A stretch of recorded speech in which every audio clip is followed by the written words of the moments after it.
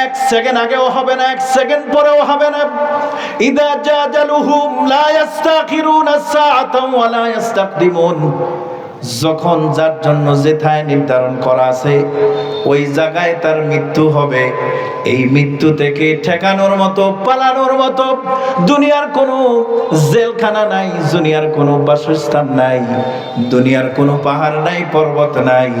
যেখানেই যাবে সেইখানেই মালাকুল মউত তোমার সামনে হাজির হয়ে যাবে। তুমি যদি শীত জ্বালা প্রাচীনের ভিতরে অবস্থান করো, বেউলা লক্ষিন্দরের মতো লোহার ঘরের ভিতরেও যদি তুমি প্রবেশ করো, সেখানেও মালাকুল মউত হাজির হয়ে যাবে। মৃত্যু ঘণ্টা যখন বেজে যাবে, দুনিয়ার কোনো শক্তি তোমাকে বাঁচাতে পারবে না। এই মৃত্যু আমাদেরকে আলিঙ্গন করা লাগবে। এই মৃত্যুর সময় যখন আমাদের চলে আসবে, আল্লাহ রাব্বুল আলামিন একজন ফেরেশতা আমাদের শিওরের ভিতরে পাঠায় দিবেন। পাঠায় দিয়া বলবেন, ও আল্লাহর বান্দা, মালাকুল মউতের চেহারা দেখে, বিভীষিকাময় দৃশ্য দেখে, মালাকুল মউতের ওই ভয়ঙ্কর আকৃতি দেখে ভয় পেও না। আল্লাহ তাহজানু ওয়া আবশিরু বিল জান্নাতিল্লাতী কুনতুম তুআদুন। তোমার সাথে আল্লাহ পাক যেই জান্নাতের ওয়াদা করেছিলেন, প্রতিশ্রুতি দিয়েছিলেন, ওই জান্নাত মৃত্যুর মাধ্যমেই তুমি জান্নাতের মালিক হয়ে যাইবা। কারণ মৃত্যুটা তোমার জন্য একটু কঠিন, মৃত্যু যন্ত্রণা তোমাকে ভোগ করা লাগবে। এই পৃথিবীতে সমস্ত নবী রাসূলুল্লাহ মৃত্যুর যন্ত্রণা ভোগ করেছেন, শুধুমাত্র শহীদদের কোনো মৃত্যু যন্ত্রণা হয় না।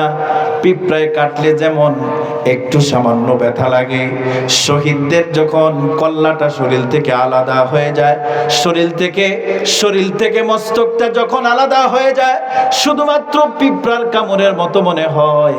এছাড়া এই পৃথিবীতে যারা স্বাভাবিক মৃত্যুবরণ করবে, প্রত্যেকেই মৃত্যুর যন্ত্রণা ভোগ করা লাগবে।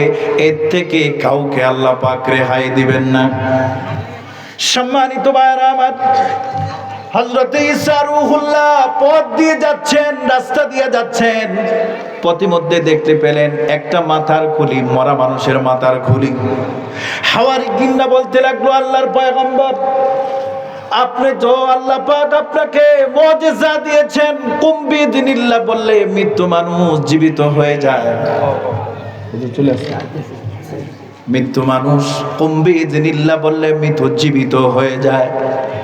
এই মাথার খুলি তাকে আপনি একটু জীবিত করেন, মৃত্যুর যন্ত্রণা সম্পর্কে আমি তার কাছে একটু জানতে চাই। মানুষ যখন জীবন লাভ করলো, মাথার খুলিটা যখন জীবন লাভ করলো, 80 বছরের বুড়া মানুষ, আল্লাহর পয়গম্বর জিজ্ঞাসা করলেন, মৃত্যুর সময় তোমার কেমন কষ্ট হয়েছিল? ওই মৃত্যু মানুষ জীবিত অবস্থায় বলতে লাগলেন, আল্লাহর পয়গম্বর, আমি 18 বছরের যুবক যখন আমার মৃত্যু হয়, মৃত্যুর যন্ত্রণায়, মৃত্যুর কষ্ট আমারে 80 বছরের বুড়া বানায়া দিছে। হুজুর চলে আসছে।